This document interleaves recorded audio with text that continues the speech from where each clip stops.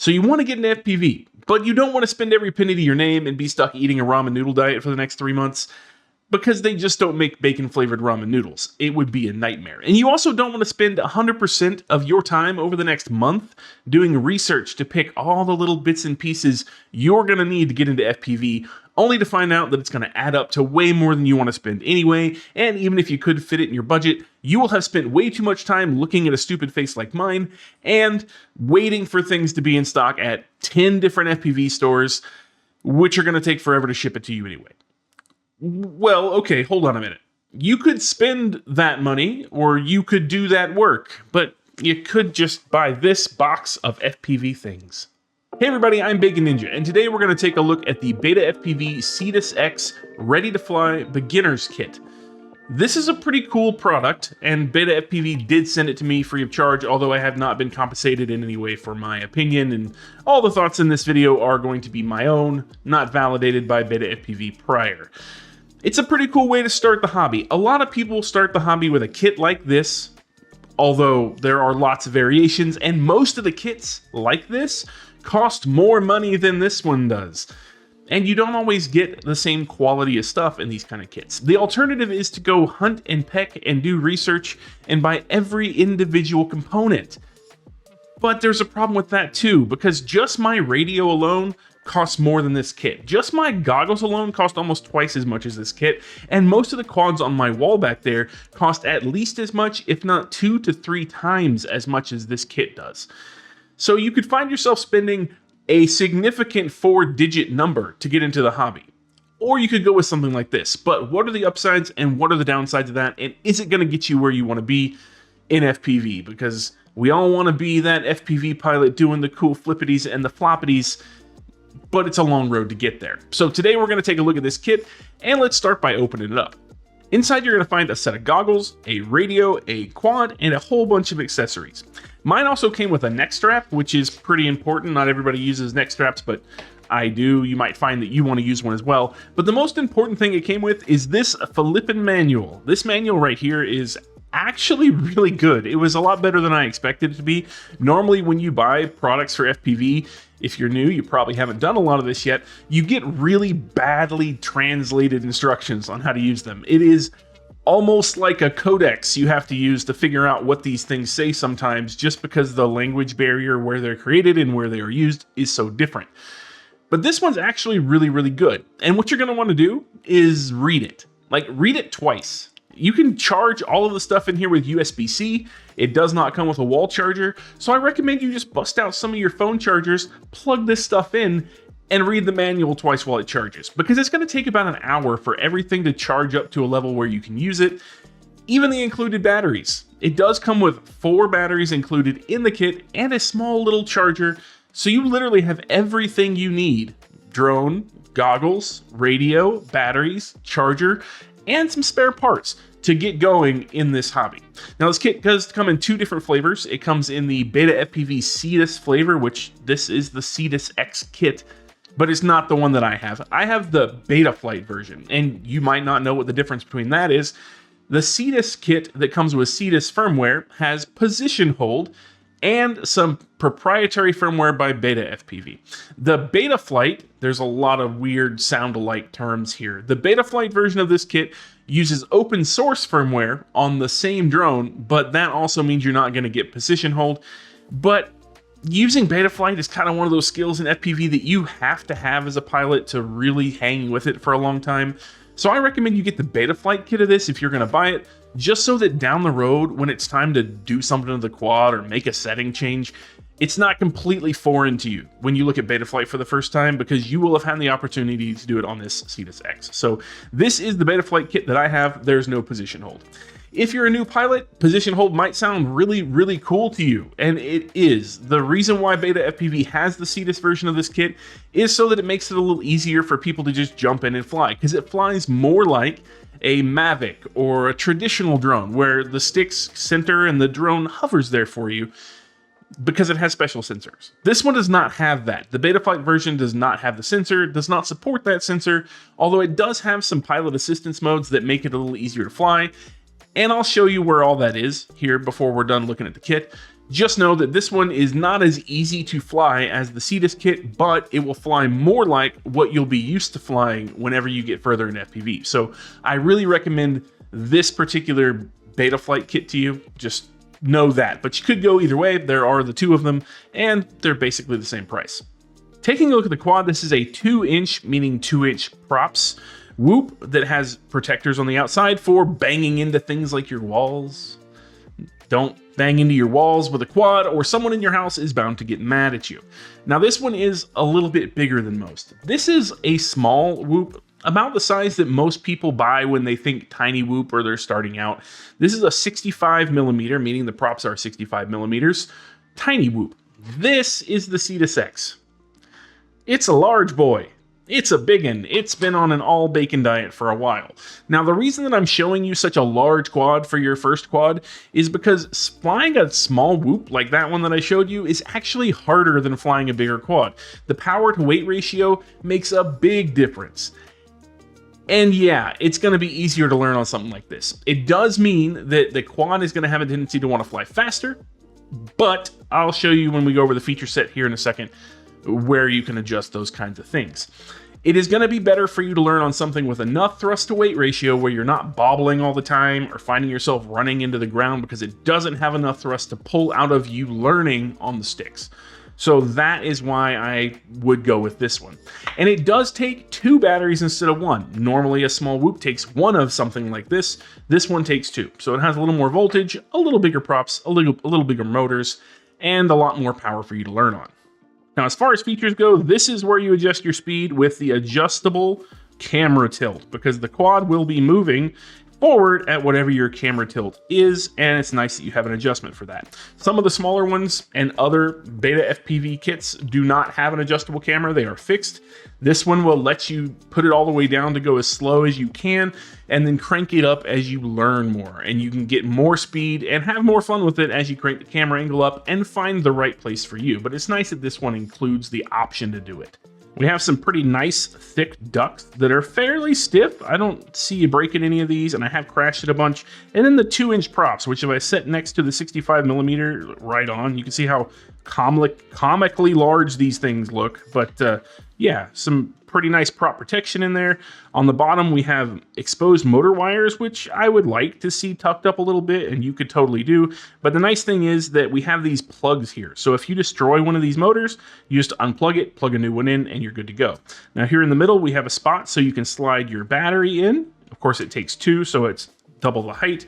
And then we have our connectors on the back to plug both batteries in. There are 2 of them. You've got this little plug hiding here, and that's a special doodad. And that's the plug you'll use to hook it up to your computer. Now, don't worry, you don't have to plug this quad up to your computer to get in the air. The kit comes pre-bound, so the drone is paired to the radio, and the goggles are already set up to see the video feed. So you're basically good to go out of the box. Again, read the manual, it will cover all of that for you. It will show you how to make any necessary changes and how to use all the different modes and switches that are pre-configured. But when you get ready to hook this up to your computer, or if you just need to do something with it down the road when you've learned how to fly and you want to use this quad for something different, you totally can with that plug. Normally we see a full-size USB instead of this little doodaddy dongle hanging out the little hole in the rear. It's got like this weird electronical tail, whatever you want to refer to it as. You actually get in the little pack of extra doodads in the box a small adapter to go from this plug to a USB.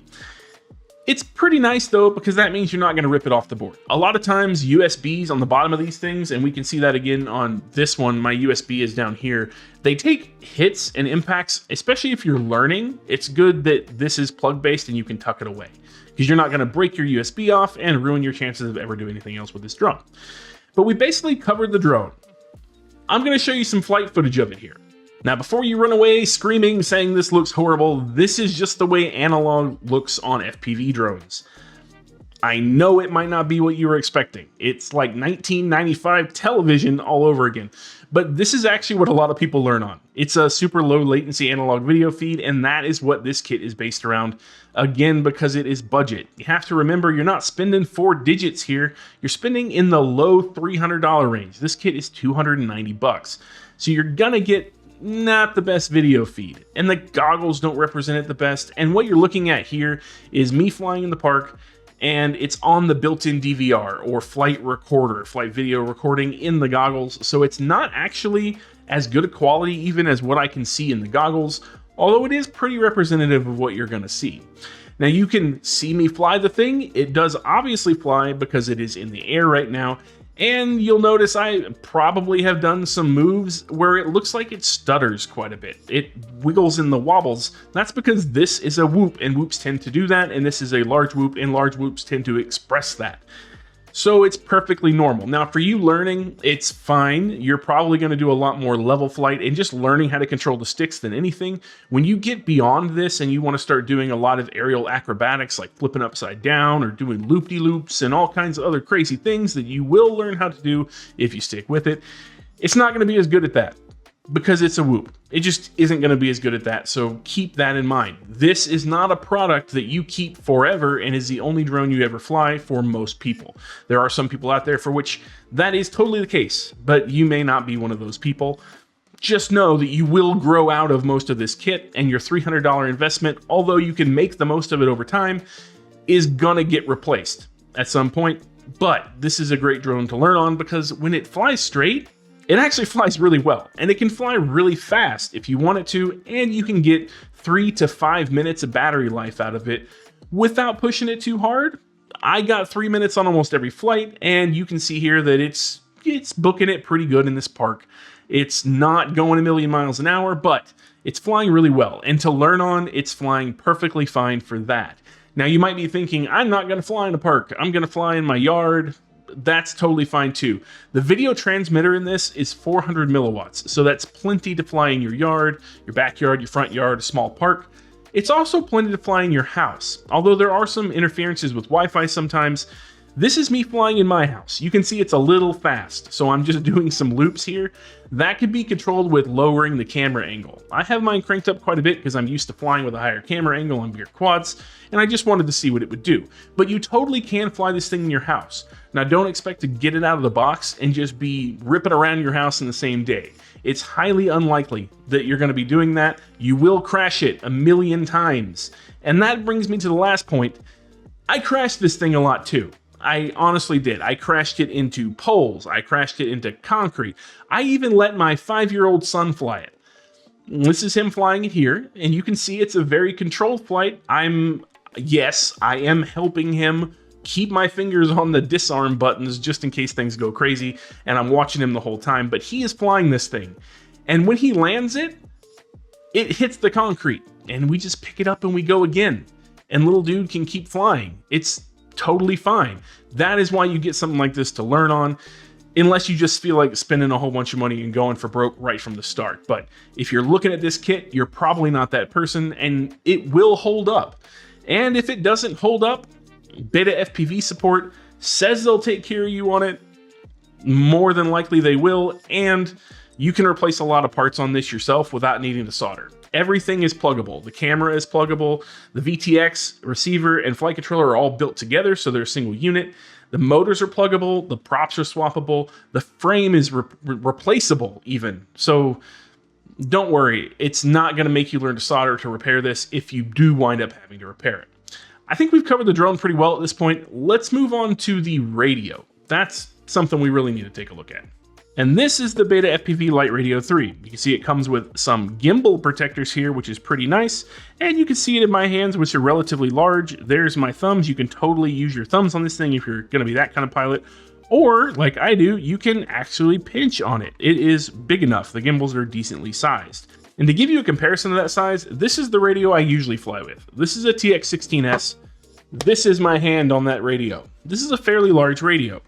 This is the BetaFPV Light Radio 3. It is much smaller than this one, but really the ergonomics of it are pretty good for its size. I mean, I can get my hands wrapped around it real good. I can make good contact with the gimbals, and I think you're going to have a fairly decent beginner experience with this. The gimbals aren't amazing, but this radio costs less than just the gimbals themselves, not the radio, in mine. The whole radio from BetaFPV costs less than the gimbals, just the stick parts. that are in my big radio. So that's what happens when you're trying to do it on a budget, and the LiteRadio 3 is a pretty decent way to do it. It does use the same control link that my big radio does, which is ExpressLRS, which is a really good budget-oriented open standard control link that gives you a mix of good range as well as pretty fast response, which is nice in a cheaper light radio like this. The downside though is that because the light radio is smaller and cheaper, it uses a single 18650 cell inside of it for power, unlike my very large radio, which has a gigantic LiPo, and that means the power output is going to be limited. But don't worry, it's not going to really impact you at all because you're still going to be able to outfly your video signal. Your video signal will drop out before your controlling signal, and that is always the way you want it to be with a quad. You want to be able to control it even when you can't see it, because maintaining control is the important part for safety. And this does have several buttons, including the power button. It has a spot for a neck strap. It has the bind button down here. It has a USB-C for charging. I'm not sure at all what this happy little port is. It looks like a headphone jack. It's probably a trainer port. If you have a buddy that has a big radio, you can actually plug like a headphone jack looking thing into this one and into theirs, and they can actually assist you on the sticks. You can take control and they can assist you and take over if necessary. I'm pretty sure that's a trainer port. Don't quote me on it, but it sure does look like it. And as far as switches, you have a rocker switch on each side. This one is going to control your flight modes. So you have angle, acro, and horizon, which read the manual. It'll totally explain to you what those are and the differences and what you should use them for. And then you have these momentary switches. This one here is to arm and disarm the quad, or start and stop the motors basically. And this one is to put it into flip over after crash mode, which is where you've got the quad upside down, you don't want to walk to it, and you flip it over. A lot of pilots are leery of using flip over after crash, so I went ahead and tested it. Sometimes that will cause the electronics in your quad to totally just take a dump and catch fire, and suddenly you're roasting marshmallows over your FPV gear.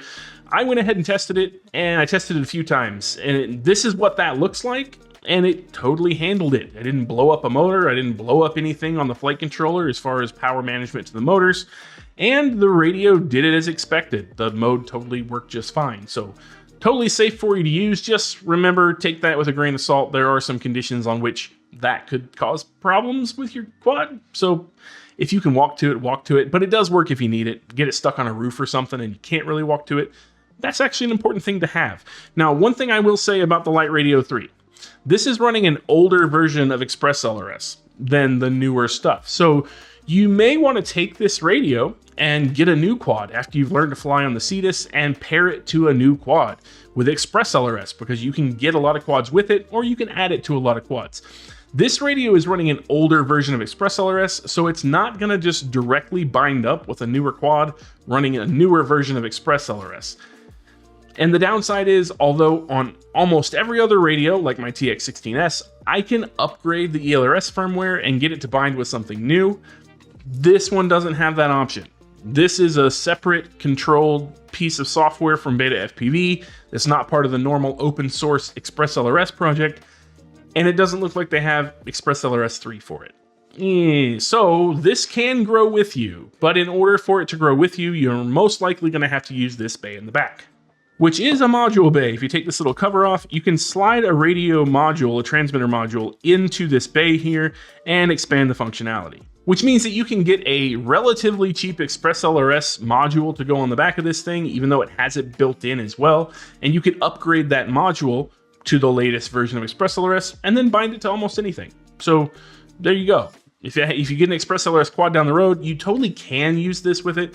It just may cost you 20 or 30 bucks to get a module on the back of this radio in order for that to happen, unless BetaFPV puts out an update that allows this radio to be compatible with newer versions of ExpressLRS. So that's going to be a real big theme here, is how much is this hardware going to grow with you? Because you've invested your $280 in this thing. How much is it going to grow with you? This radio is probably going to last you 6 months. It's going to last a normal beginner FPV pilot anywhere between 6 and 18 months, depending on how much they fly. If you're a person that flies every day and gets good fast, you're probably going to run through this radio in that 6-month window. If you're a person that flies on the weekends or just takes their time and likes to piddle around and you just enjoy the learning process, totally fine. You might get more life out of this. It's going to be the same when we look at the goggles as well, but I just wanted to go ahead and bring that up. Now that we've taken a look at the radio in its entirety, let's take a look at those goggles. And here they are. You can probably tell by the size of my hands that these are not very big. They have a 3-point strap design, so one at the top, one at the side, on each side. They also have a flip-up antenna, and this antenna is removable. You can unscrew it here and replace that antenna if you needed to. On this side, they have an SD card slot, so you can use the built-in flight recorder. On this side, we have a USB-C port for charging, a power switch, and then on the top here, we have a record start button. If you have an SD card inserted, that's the button you use to start recording. And then we have a couple of buttons here for controlling which band and channel the goggles are tuned to. And this is what you'll look like when you wear them. Now, I have a gigantic, ginormous head, so they may look really small on me. Actually, my 5-year-old, when I gave him these to fly with, they fit really well on his much smaller head, although he does have a bigger head for a 5-year-old. They are small.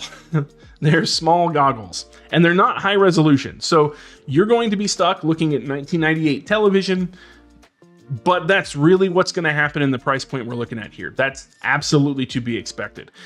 As for resolution, though, nicer goggles that cost more than this kit can give you twice as much or 3 times the resolution out of that same analog video system.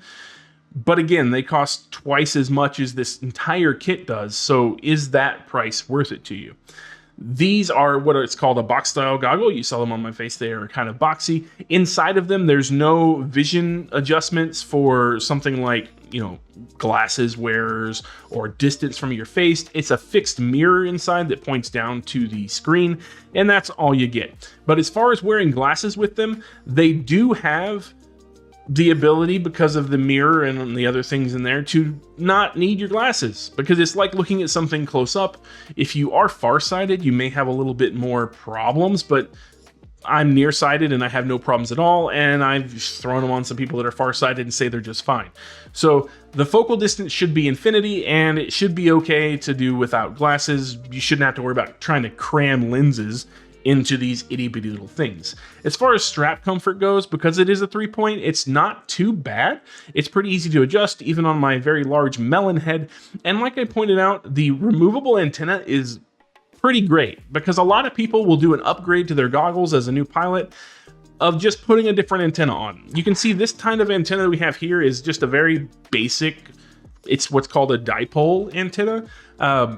It's not going to give you the best reception, because just the style it is.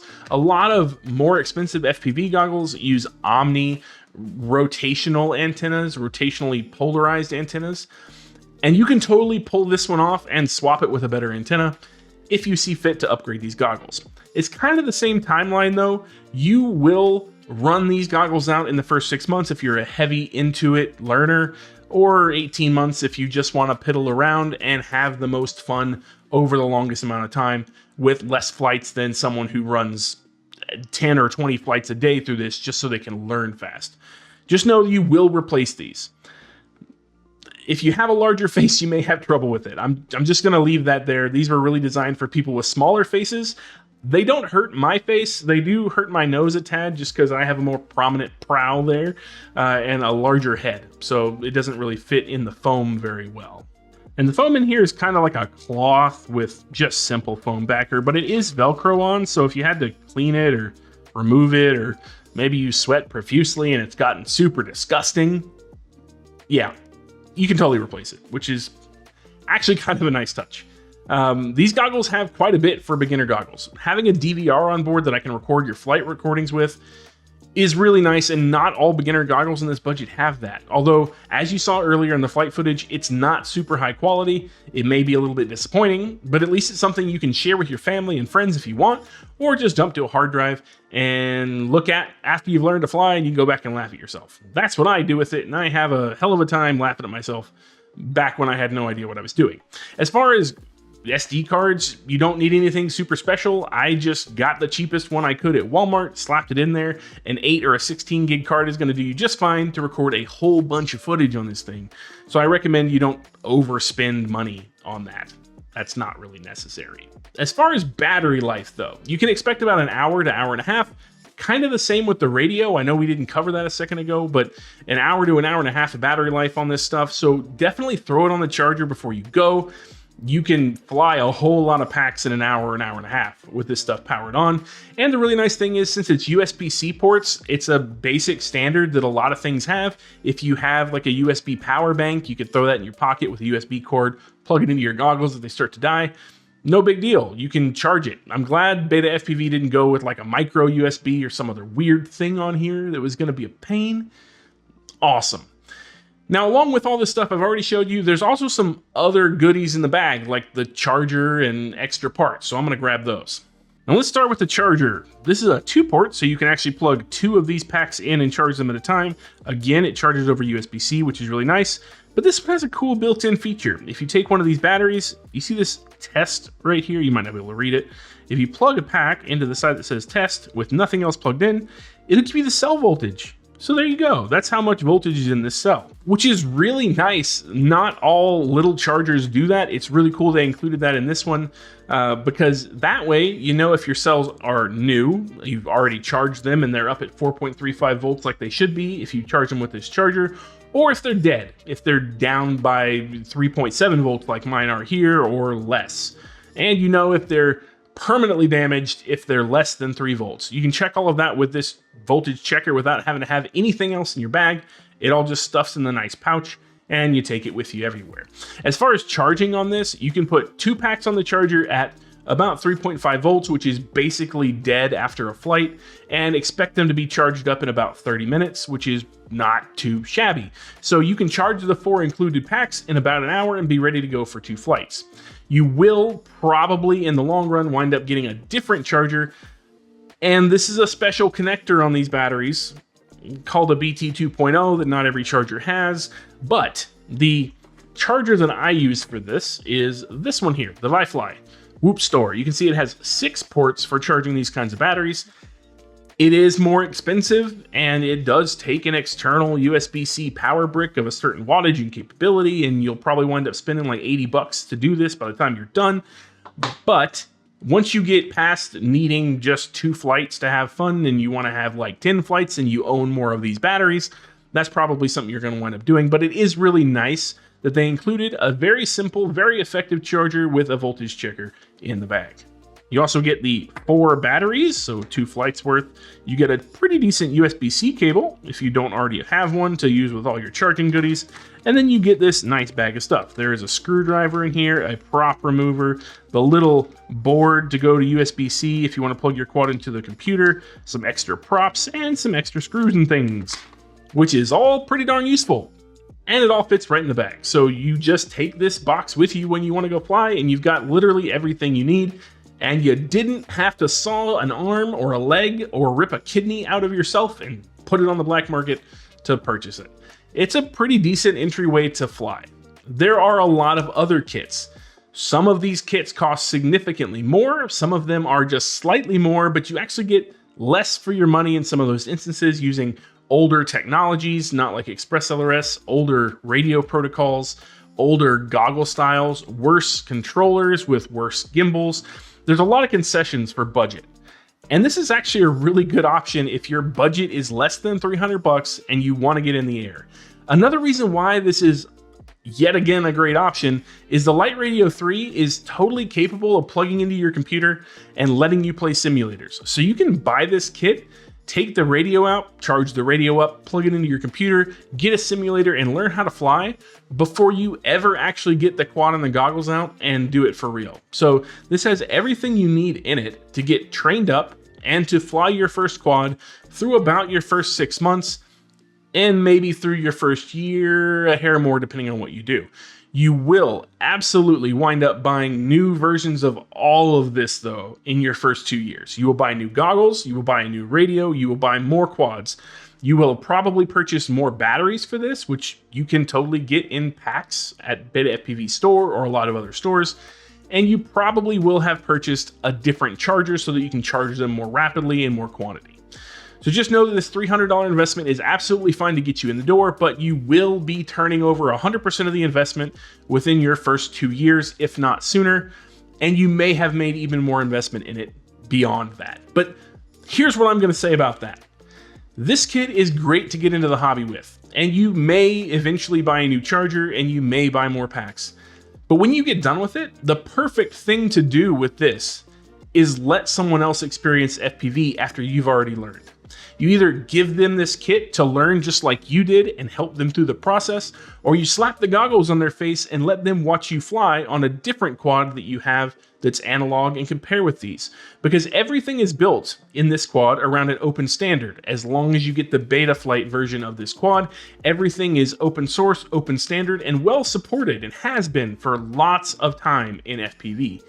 So this is the perfect way to get yourself into FPV and then share that experience with someone else when you undoubtedly have moved beyond the capabilities of this kit, because you absolutely will.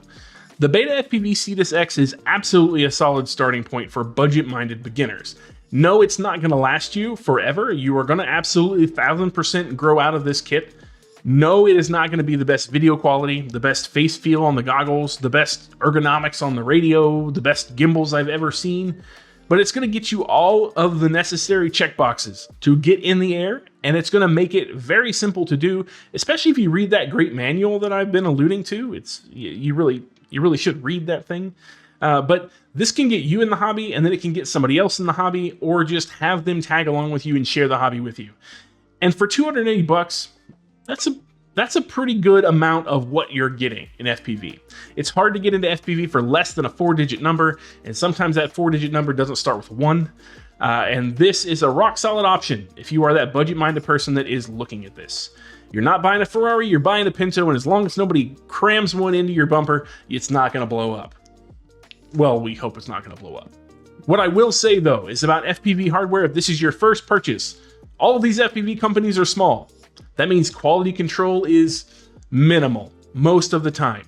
It means that stock is normally not enough to just absorb a bunch of returns. It means that availability is going to put you at getting it somewhere that you may not have shot before.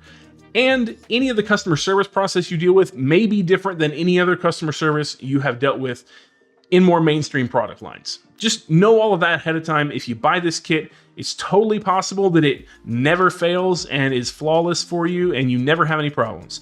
It's also possible that you do have problems and you need to contact their support, or you need something explained to you. And just know that it's going to probably be different. Temper your expectations for that, because everything in FPV is that way. It's such a small niche hobby.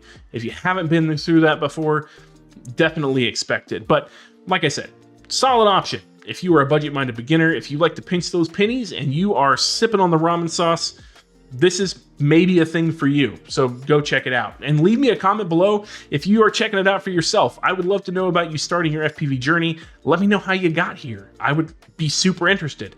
If you're going to get this for somebody else, leave me a comment below as well, because I'd love to know who it is and why. I gave this to my 5-year-old son to fly, and he's like begging me to give it back to him because he wants to keep flying like daddy. So I'm going to go return this to him with more scratches on it than he lent it to me with. But anyway, until next time, stay greasy, and I'll catch you later.